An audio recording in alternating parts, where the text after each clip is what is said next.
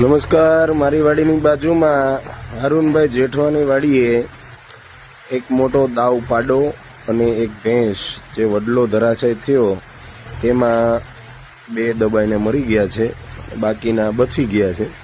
અને વડલો જોવો લગભગ 1200 મણનો વડલો હશે અને આ સાઈડમાં ભેંસ દબાઈ ગયેલી છે। મોટો જબર વડલો છે। વિચાર કરો કે પહેલું વાવાઝોડાનો હજી પહેલો દિવસ ત્યાં જ